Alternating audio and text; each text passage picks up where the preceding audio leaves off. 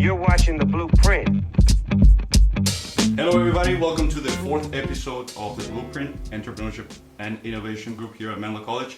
Today we have the pleasure of having Yashwanth Hemaraj from BGV venture capital firm and also a co-founder of Arka Venture Labs. So Yash, please give us a look into your background. It's a pleasure to have you here. Thanks for having me here. My name is Yashwanth Hemaraj. I'm a general partner at BGV. BGV, we are an early stage enterprise software venture capital firm located here in Menlo Park, but we invest in founders that are building companies from innovation places like Israel, France, India, etc. We invest in these founders when they are very early in their life cycle. We bring them here, we help them scale up here. Before I joined my venture capital firm, I was on the startup side. I built indoor wireless networks.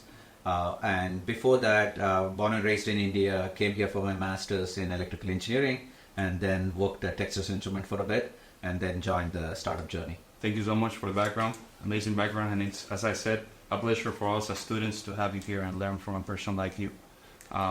So to our audience out there, we could start by you giving us an overview of what it is to go through all the possible businesses that come at you and want the capital. How do you filter all of that, and how do you basically, what are the key moments throughout the process for you to get to the point where, okay, we're going to invest in this firm, and if you could share some of the keys that these firms must have before scaling them. Yeah, so a lot of questions in there, so let me try to cover all of them, and if I miss, we can revisit them. The first thing is, for any venture capital firm, it is very important to have like a very good investment thesis. What are they going to be investing in, right? So that's where we are known in the marketplace for that. So, for example, we are early stage enterprise software investments. Our investments are focused on founders that are building from international locations like Israel, France, India, etc. So when we look at it, those are the filters first we apply. Is there a cross-border angle here? Is there an enterprise B2B innovation angle here? Right. So that is the first filter that we do. So for any investment that we do, typically it is true for a lot of other firms as well. For one investment, typically we look at least 100 other companies. So in this business, it's a lot of saying no. Yes. And that is the tricky part of our business, is that we get to meet a lot of entrepreneurs who are building amazing things, but we have to, by design, say no to a majority of them.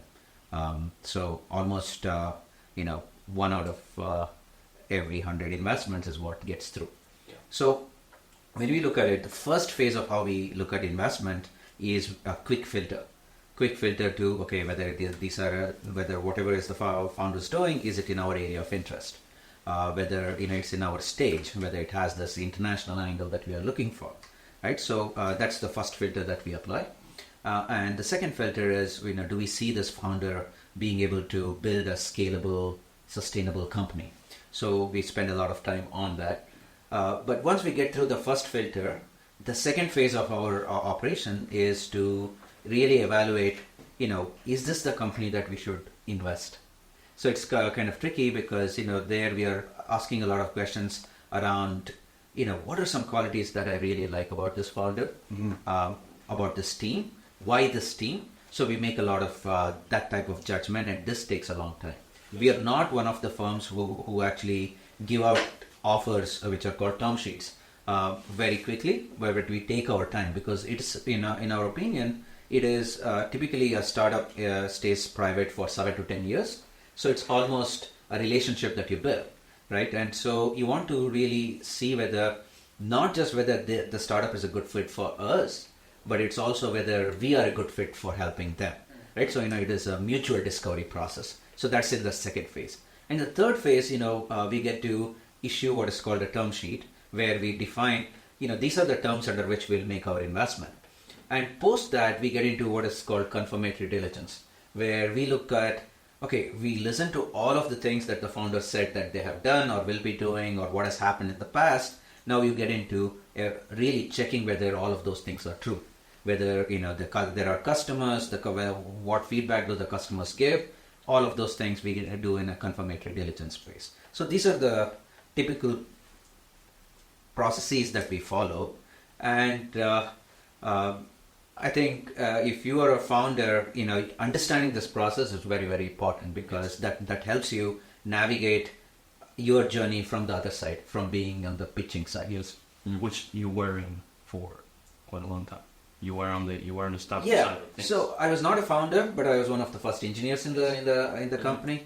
So we did a lot of the things that founders typically get involved in, which is hiring people. So we would go and reach out to people from various other companies, where we find people who are A players, who know that they can not just do the coding, etc., but they can do something else. They're complementary in skill set. Yes. So we'd go find those guys, bring them in, and that's where we grew the team very, very quickly. And it was also a very cohesive team. Okay. So that led to, as a group, we did far more than any other team could do in the wireless engineering space in a short period of time. Excellent. Thank you for the overview. That was a great answer. Touched on a lot of points, especially about the entrepreneur himself and the people. And I'm curious about how do you find, or how do you measure a players like in the CEO space, like leadership for, it doesn't have to be a CEO, but for a management team of a company, what traits do you look for in that management to invest in? Yeah, very good question. So at the end of the day, venture capital is a people business. So a lot of our evaluation, while we look at the areas that the company is operating in, where we look at the technology that they have built, but at the end of the day, we are backing the people behind that startup, right? And for that, the number one thing comes down to who is the CEO and what skills does the CEO have, and it's in those leadership skills, right? For example, can the CEO make decisions? Because decision making it's a skill that really makes or breaks the company. Especially in the early days, you don't have too much of information, so you can't sit and model that, or you really have to make decisions with small data sets, and you have to make decisions quickly. And for that, a good quality from founders that we see is you need to be able to run quick experiments and learn very quickly from those experiments. So we see that type of quality, whether this person can make high quality decisions and make those high quality decisions quickly and with less data, right? So that's one. Second, how deeply does the CEO and the management team know their customers, right? Because at the end of the day, customers are king, and you're really there to solve a problem for your customers, right? So whether you're acutely aware of that, customer problem. So that's second thing that we look for. Another thing is when you look at the journey of the founding team, right? It's a very, very hard journey. It's not like one day you can go work hard and come back. But you need to keep doing every day like this for months, quarters, years together. So this important quality for a founder and the founding team is grit. Can they persevere through all of these yeses, and they will get turned back from a lot of customers. So do they have that grit to go back and redo the same thing, right? So that grit is very important. And again, like team building skills, are they good listeners? Do they listen to their team? Are they too stubborn? So these are all it's not like you can go and ask a founder saying that, hey, look, can you tell me about these things, right? We got to observe in the little actions that they take, between you glean that from the interactions that the founder has with his other team members, how they interact with you as an investor. So those are the things that we really look for in terms of CEO qualities. Okay, and what about on the EQ side? Is there any emotional skills emotional meaning like how they deal with people, how they are able to motivate, how they're able to, how much importance do you put on how good are these people socially? 100%. That is by far, especially when you look at the senior management team and the CEO, it comes down to that, right? Because I go back to the element of grit that I told you about. So, because, if you are building for B2B space, the startup world is still crowded. So you get turned back, you get said no. right? But you have to go back and redo the same thing, right? You got to be traveling all the time, so you're under a lot of pressure. Yeah. At that time, how you're grounded is very important. How well you listen to other team members, how you interact, how you delegate tasks. So these are all things that are very important, and behind that are the qualities that the leader has, right? Do they trust somebody inherently? Are they calm and composed? Can they do context switching very, very quickly? So these are all elements that define a good leader, and it comes down to leadership. Amazing. And how do you vet those people? How do you get that information? What's like the process to collect the data on your end as far as evaluating an executive team? Yeah, I mean, so these are the very intangible things, and you only get to know them by spending quality time with them. And that is why I said two things earlier on. One, you got to get to all the quick filters that you have around whether it is a stage fit, whether it fits our investment theses, whether it fits in the general area that we invest, right? So you get through that, and you get through that very, very quickly. So you do that fast filtering very quickly, but then you spend a lot of time with the few people that you want to spend time on, and that's where we get to understand the depth of expertise, their EQ aspects, how they make decisions, and it's small things like you ask them a question, and you ask them some hard questions, and you ask them some questions around why isn't this possible, right? And you get to see in the answers that they give you, in the speed at which they give you those answers, and you talk to the people that they have worked with in the past. So these are the time that we spend, and that's where spending more time, fewer founders, helps us glean these qualities out very quickly, and that helps us probably make better decisions. And to get kind of an idea of the timeline, like what does that timeline look like? Is that months or years between initial contact to starting to issue funds? So, and at BGV, what we have done is we have gone from being a one-stage fund to having investment vehicles across multiple stages. Okay. And that's where Arka Venture Labs is an example of a vehicle that is slightly earlier, right? So, sometimes, we get to observe founders over multiple quarters, multiple years. So, and that definitely helps. But in a typical deal process, when we start evaluating a company, typically, within maximum 60 days to a quarter, we got to be able to kind of, go through from meeting the founder to being able to say whether, we'll issue a term sheet or not. But we may have seen a founder when they are raising their seed round, and we may be in touch with them. We may have passed over them, but then we get to intersect them when they're in the Series A stage through our flagship fund. And sometimes we miss some really good companies. But now we also have a later stage vehicle where, if they're doing really well, we can come back and put more capital behind their next rounds of financing, right? So that we have learned that, this our evaluation is not perfect. And because of that, you just need to stay in touch with the founders, get to see how they perform, get to learn them over a period of time, and maybe, invest at a later stage. Yeah. Have you ever found a company that you invest on at the beginning and then you stop funding them? And if so, what are some of the mistakes that people made that caused you cutting the funding? So typically, venture capital, going back to its roots, was about, especially early stage, rolling up your sleeves and working with the founders, right? So that's what venture capital was about. About 2020 onwards, it kind of became more about, taking shots on goal or kind of, writing each other's valuations up, and became a valuation game or throwing money behind a few companies which make a lot of buzz, right? So the reason why I'm saying this is, venture capital is about rolling up your sleeves and working with the founders. The founders go through tough times. The founder goes, whatever they try may not even work. And our philosophy has been that, you really at that time recognize the fact that they do not have product market fit, and have those conversations and with the founder, and have those conversations early. Yeah. And saying that, look, here is what at least my approach is, here is what I see in the market.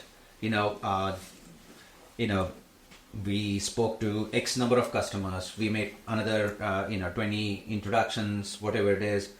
We had a period of time where we kind of pitched.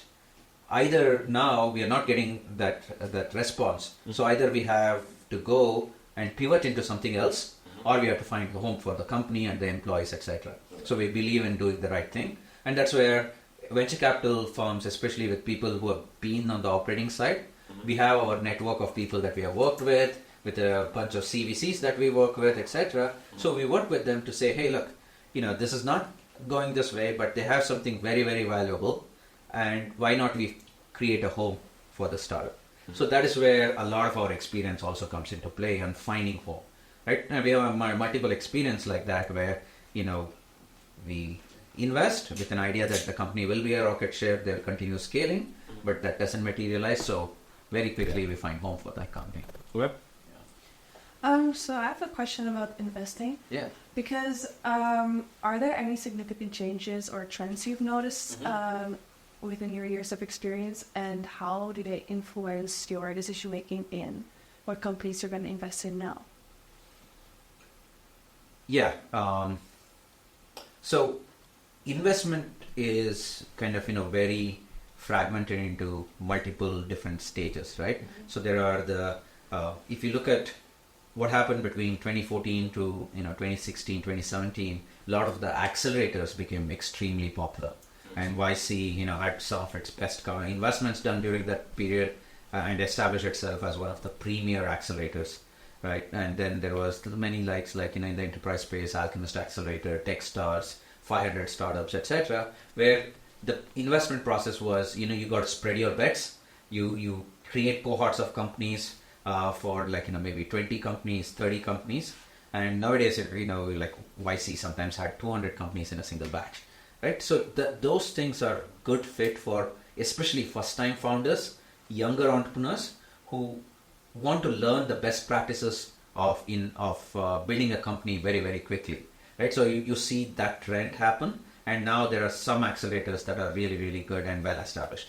So that was one trend.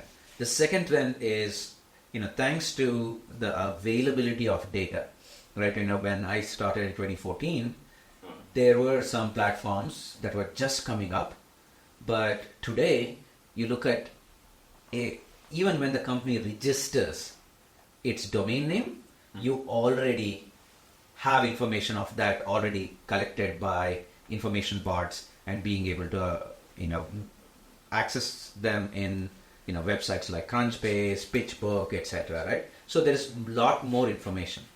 And then there is the social network, right? LinkedIn, great source. It not only tells you what the founder did, who they worked with in the past, and what companies they worked with, all of that information, right? So you find very quickly competitive information. So the data has skyrocketed, and that enables us to make faster decisions or make better decisions.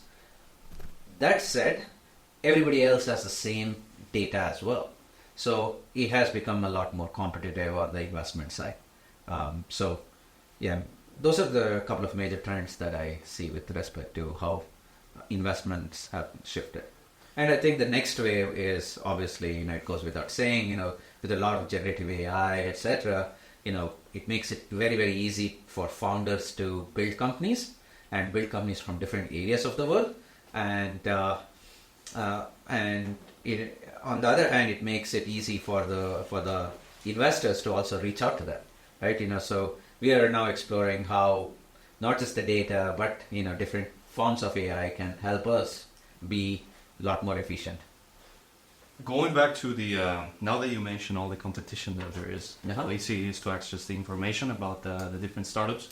You mentioned the three different stages in the BGV process. Yeah. Discovering the field that startup is in. Number 2, building that relationship, that mutual discovery relationship. Yeah. And number 3, when you get to actually writing the term sheet. Yeah. After all of that process, what are some of the key aspects you look to that you must have in the term sheet to be able to maintain your influence in the startup, your influence in your weight so to manage your risk, and to say like that. It's all about Taking into account, say for example, it is pre-seed or seed, taking into account that more people is going to be interested in the future. Yeah. How do you make sure you maintain your seat in that startup early on? No, well, so at the end of the day, if you when you get into that stage of negotiation of a term sheet with your founders, you have to keep in mind, and from both sides, from the founder side as well as from you as an investor side, that this is a long-term relationship. So the most important aspect of this is to come out of it where every party is a winner. It's not I win, you lose. It is about how we can take 1 + 1 + 1 and make it bigger. So it has to work for the founders, it has to work for the employees, it has to work for the investors, and it need to work for future employees who are going to join the company as well. You got to build that thing, and it is buildable, right? That is where having years of experience kind of really helps in understanding that. So it is very important, as we were talking earlier, to spend that time with the founders to get to know, because as we are doing this, we are also trying to understand what is the most important thing for the founders. There are some founders for whom, valuation is the most important thing. For some other founders, it's about partnering with the right folks. So sometimes, when you realize that, valuation is probably the only thing that the founder cares about, we basically kind of, politely decline and say, okay, look, this is probably not for us. That may be for somebody else, right? So you have that, you get to know what's very important. That is the foundational thing before you get into even negotiating the term sheet. Now, for us, right, on the pre-seed and seed stages, which we invest from our pre-seed vehicles like Arka Venture Labs in India, Net Zero in Israel, Astoria in Western Europe.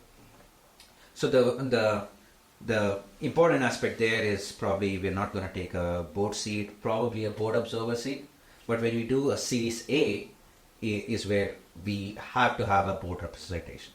And that's very important because we are very active members, active investors.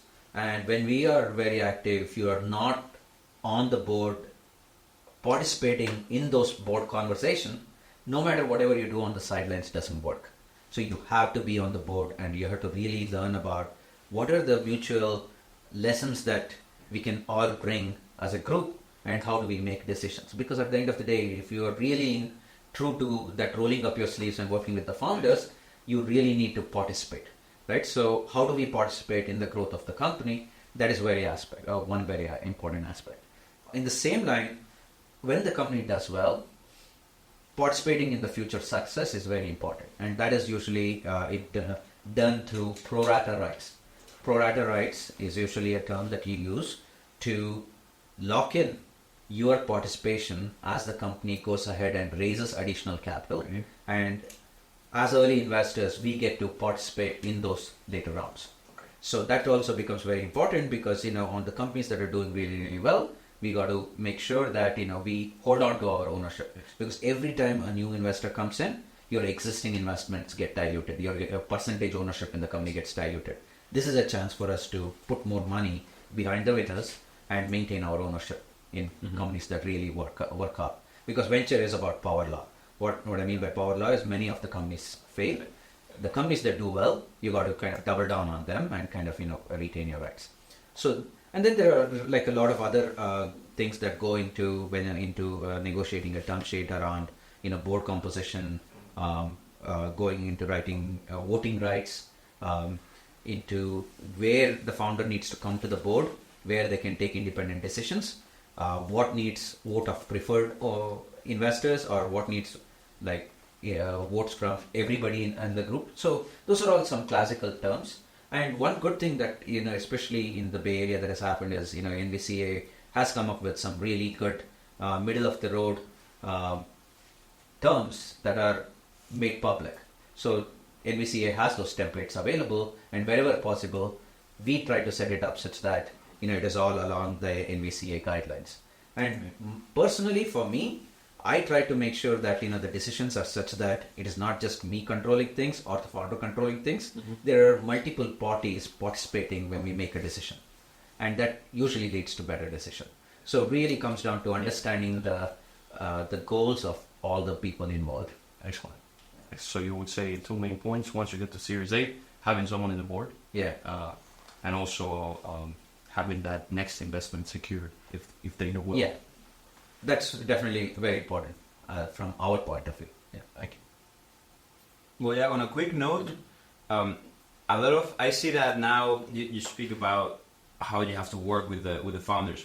But do you see that nowadays the trend of moving to Silicon Valley is kind of like declining because a lot of founders want to work internationally, like or remotely? And do you find that doable because I know a lot of people have that goal of just work remotely for a business, but do you see that being possible with VC funding and with VC working with you? We'll have like the leadership team working remotely. Yeah, I may be a bit controversial here, but Silicon Valley is back.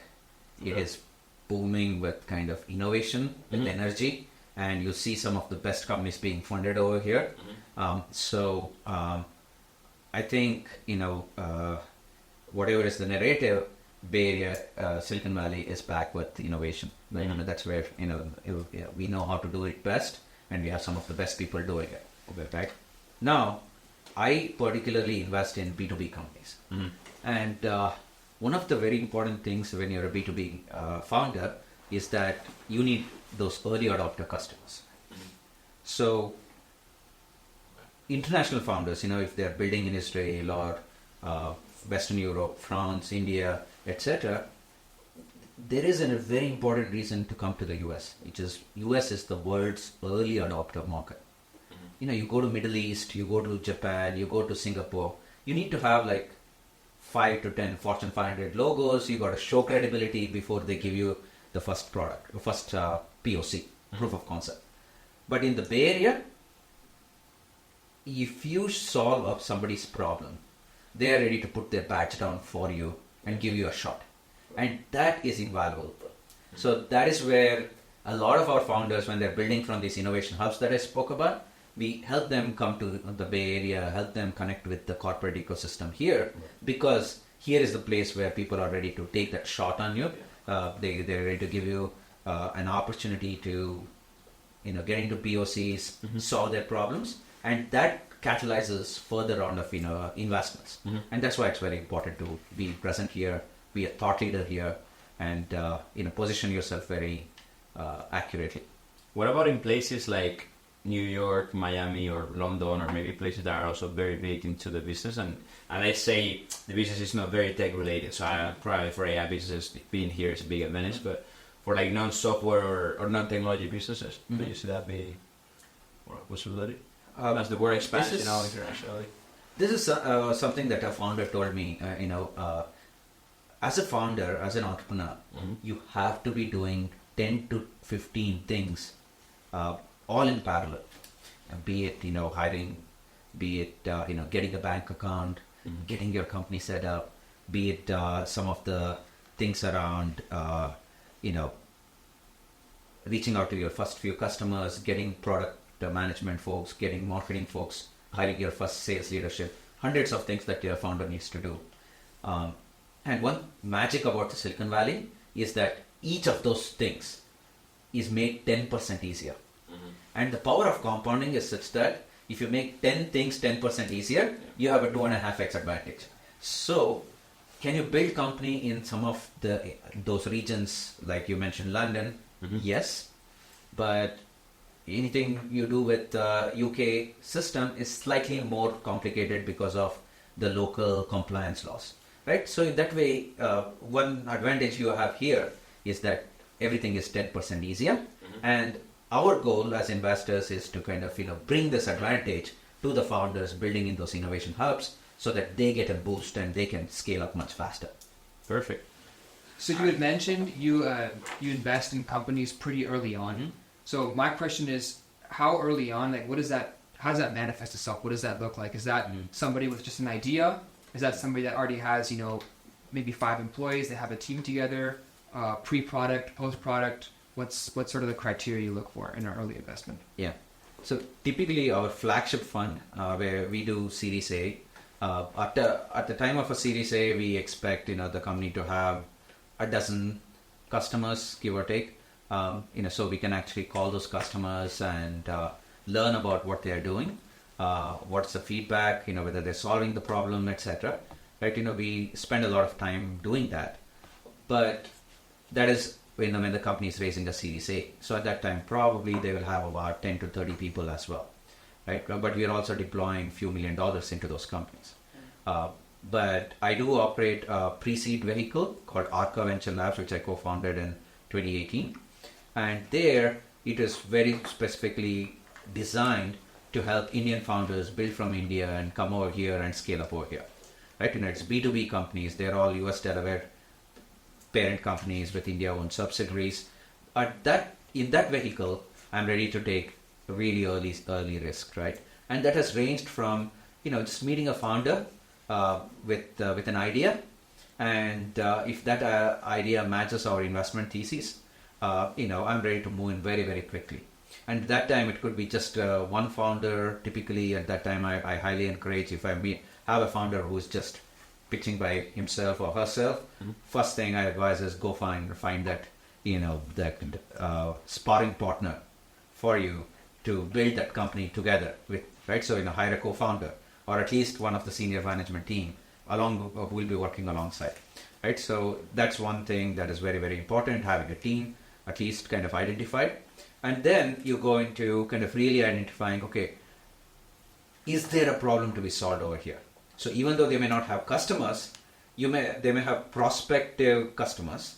So you just kind of call up a few of your corporate partners, your friends who are in the industry, who are actually living the lives of a potential customer, and you say, hey, here's a founder, very interesting. What do you think about this? Right? And then you hear the feedback that you get. And the more companies that you look at, you would have developed a ability to do some pattern recognition. If your investment thesis driven, you would have created an investment thesis in the areas that you're interested in. That combined with these small signals, right, can get you to go in very quickly in those pre-seed stages and say, okay, yeah, you know what, it may not work, and it may not work like probably 90% of the time, but for the 10% of the time it will. I'm going to take a chance because it kind of fits all of these other things that I have spent a lot of time learning about. Do you leverage the other companies that you've invested in with others? Do you sometimes cross-pollinate between different companies you've invested in, or do you try to keep them kind of their own entities? So yes and no. One, yes, in the sense we learn from our portfolio companies.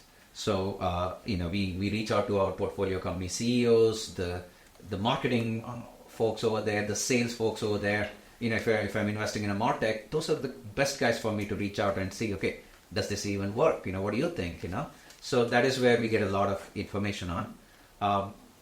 We do encourage our founders to work very, very closely with the other founders, but we don't mandate it. It is obviously if between our pre-seed vehicles and our Series A investments, we're close to almost 100 companies in the portfolio now, right? And that is an amazing opportunity space for somebody coming in new to say, hey, I have these guys that I can go and talk to, right? So it gives them that added advantage. So we encourage them to make best use of this, but we don't mandate it. So you've mentioned talking about bringing people to the United States. What are some tips for international entrepreneurs seeking US VC backing? So it goes back to, this is a relationship game, right? So build relationships. And post-COVID, people are much more comfortable, taking calls on the Zoom or Teams or whatever Google needs. So use the time in reaching out through LinkedIn and just having a conversation with folks that they like to work with, So for that, they need to start with the research. Who do I want with me in this journey? Be it the co-founders, be it advisory board, be it your VCs, investors. So, doing that research and using that to reach out. Because when somebody reaches out to me and they say, okay, look, I did this and this, or somebody in my network recommended that, I meet with you, so that's why I'm reaching out to you, it gives me an additional advantage or additional motivation to kind of go and meet with that founder. So make use of that and reach out, right? And then make use of the business visa to come over to the US. US in that way is one of the most friendliest business environment that you can find anywhere in the world. So you can come here on a B visa, meet with the people, and build that. Start building those relationships. If you want to raise next year, you can start this year and kind of start coming down here, right? And flights are cheap. You can find the windows where the flight tickets are cheap, and you can come in and very quickly come in and go, right? So if you are doing that, one tactic is to not ask for money, but ask for advice. If you ask for advice, sometimes you get money, right? But if you ask for money, you get advice. So you come ask for advice. And in that way you can have an open conversation around, hey, I've seen this, maybe you should try that, maybe you should try this, maybe you should go meet with these folks in this industry. So you get those directional inputs, then you act on it. And you go back and then you use LinkedIn to reach out to those folks, come back again, right? So having that initial back and forth is very, very important. If you're a first-time founder, make use of some of these accelerators. Those are amazing opportunities to meet other like-minded founders and build a community, right? And the last thing is Bay Area in that way is amazing because you find people from every geography here, and connect with people from your school, from your past work experience, from your neck of the wood back in your home country, and use that to take introductions to people here, and those are some tactics that definitely works. Once you have raised some money, you can always make use of entrepreneur visa, etc. At least that has not been a problem. That the visa has not been a problem for any of my own founders, because that is, you can find a way to kind of come in here legally and build companies here. For somebody that might be watching that wants to reach out, what's the best way to reach out? LinkedIn, as well as my email is on the website, and they can always reach out. And most of the time, I kind of very quick in responding. Cool. I wanted to touch really quickly on the decision making process that you mentioned being like probably one of the biggest traits for a CEO or even for you guys as an investment team. What are some of the ways that you use to be more conscious and more present, so you can, when the time to make the decision, you're in your peak state to make those decisions? I wonder if you do anything for that, like meditating, writing, or exercise, or what helps you. Mm-hmm.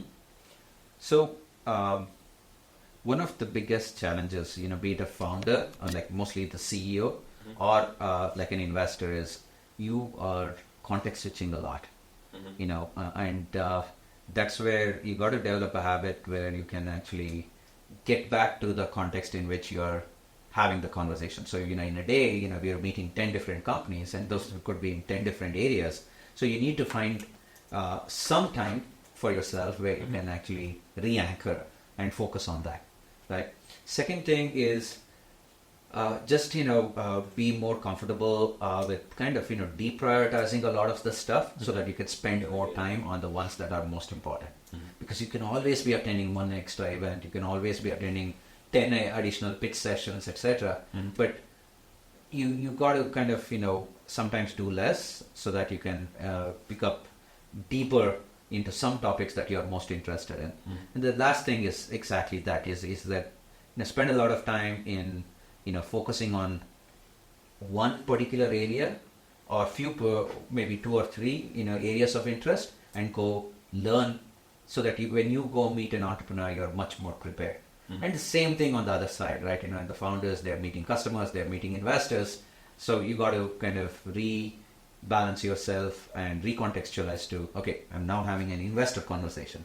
So I need to understand who am I talking to. So just doing some information. Information is available if you know where to look for it, right, in today's world. So just, I'm going to collect some information. I'll understand what investments that they have made. Just preparing a little bit helps them be much more precise in terms of that. And again, it's a conversation, so you basically, use that to get to know each other. So spending time on that. I also have now that you're talking about good advice for entrepreneurs, you talked about what to do in order to be better prepared to talk to an investor. Well, I want to talk about failure. Could you give us and the audience a specific example of one of the companies you put money into has gone through tough challenges, but they've overcome it and now they are profitable and now they're growing? Could you give us one specific term? I'll try to talk about it without taking names. Yes. Okay. Yeah. So I have a founder. He was building originally in the mobile management space. Invested a few $1 million into building that. Came close to an acquisition. Went ahead and said no, but continued to build. But the market shifted. Market shifted under him. Right, and a lot of the big guys introduce products which are built into the mobile systems themselves, right? Because of that, he made a pivot, and at that time, one thing is, and that's where you need to have the right people alongside you, is that the investors, along with a couple of new investors who are able to kind of create like a new round of financing. There was a reset in the previous investments. But now he was able to now focus on, okay, now there is a much better opportunity in the process management space. I'm going to go build a company, and even there, the journey is not easy, right? Because you have limited resources, especially when the time you make pivots, you have limited resources. You got to use some parts of the existing technology, but you still have to invest a little bit more in the new space.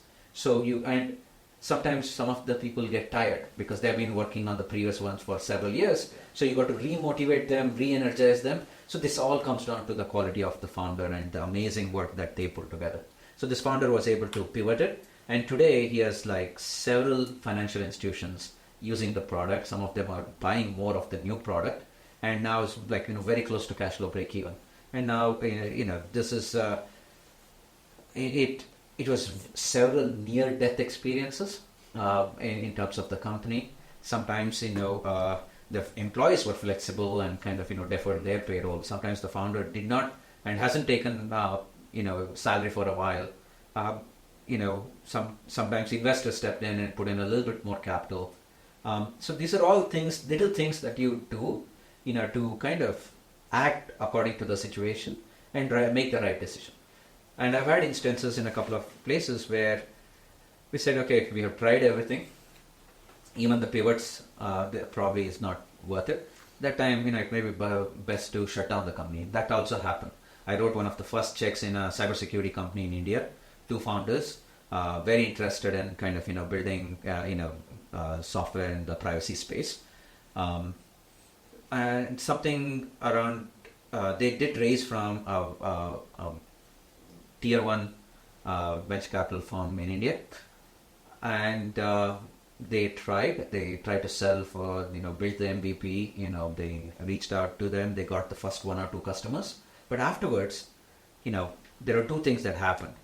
One, they were not able to really hit product market fit, and alongside what happened was, between the 2 founders, during those tough times, the relationship wasn't ideal. So at that time, the right thing to do was, return back the capital, whatever was left, across the board, and shut down the company. And then that way we were able to do that. And the founder is now off to building another company now. So it's all doing the right thing. If your lens is, what's the right thing to do here, I think we'll be able to figure things out. Okay. And I'm guessing the firm has a lot of influence on what to do next. Yeah, I mean, not always, but as much as possible, we try to kind of give advice ourselves, or we bring in the right advisors. Sometimes other founders are great source of input for founders because it comes in an unbiased way. So we just kind of connect with people who have gone through the journey, people who have successfully made the pivot and been able to go cash flow break even, people who have tried it and decided, okay, the best thing is to shut down. So other founders, if founders can hear from other founders, that's the best source of input. What are some of the off ramps you're looking at when you're 5-10 years in with a company? And at some point the conversation has to come up. Okay, what's the exit plan? Are you looking sometimes to just go IPO? Are you looking maybe at an acquisition of some sort? What's kind of the more common life cycle of a company? Or do they just shut down? As you know, probably last year there was probably 1 or 2 IPOs, right? IPO market is completely shut, and they're dependent on the macroeconomic climate. If you're in the B2B space like we are, majority of our exits do come from purely M&A. Like M&A kind of range from anywhere from $20-50 million range, but all the way up to $500 million to $1 billion range. And so that's where majority, $50 to $500 million is where majority of the enterprise M&As happen. So if there is an opportunity there, we definitely do that. And obviously, sometimes you have trade sales, IP sales, acqui-hires, sometimes shut down. So those are all the various different types of off-ramps we have. And depending on the right situation, the stage of the company, etc., we make the right call. Because those exits are so far from when you invested, you have very long feedback loops. So what is your team's investment strategy to keep track of the performance and to keep improving for we having such long feedback loops? So it's a power of the team. So all of us in the partnership have been on the operating side. Okay. My partner, founder of the firm, Benhamou, has taken 10 to 12 companies public and been on board of some iconic companies. And each one of us in the partnership have experience operating businesses, but also operating businesses in different parts of the company building process. Okay. Like a marketer, chief information officer, product manager, etc. And those collective experiences help us a lot in terms of taking the right call for the company, because you can look at our own experiences, but also the advisory group. All of us have built companies, and we have built companies with other people, and those guys are in operational roles, so we seek some of their help. So we have put together teams in our portfolio, for our portfolio, sales and marketing advisory group, right, which help on the sales and marketing side. Technology advisory group. We have a generative AI and ethical AI governance group, right? So in all of these groups of people are constantly working with us, and that's a way for us to kind of reach out to them and seek their inputs, and so as to shorten that time. Okay. If somebody is on the other side using a product very similar to what the founders are building, and they say, look, this is what you should do, you should listen. So that's basically, and it's the same for the founders as well. Sometimes we just connect them between the advisor and the founders and let them hear the feedback directly. Okay, so it's less based on data and more based on just how they improve in general. Yeah, it's all about continuous improvement. Okay, Yash, thank you for everything. For us here at the Entrepreneurship and Innovation Group here at Mellon College, it's a pleasure to have you here. Thank you for your time, and thank you for all the valuable lessons that for us as aspiring professionals, entrepreneurs, some of us, this is very valuable knowledge, and from somebody who's come from India and done the hard work, rolled up your sleeves and worked, and actually has valuable insight into the VC world. We really appreciate that. So thank you so much. No, it's my pleasure, and so first of all, thank you for having me. I enjoyed the conversations, a lot of great questions, and kudos to all of you and for kind of putting this forum together and asking all of these questions. So hopefully it is very helpful for the students to kind of listen, and if they want to reach out to me, you know where to find me. I'm Yashwanth Hemaraj on LinkedIn, so feel free to reach out to me. Also, thanks for the wonderful conversation. Thank you. Thank you.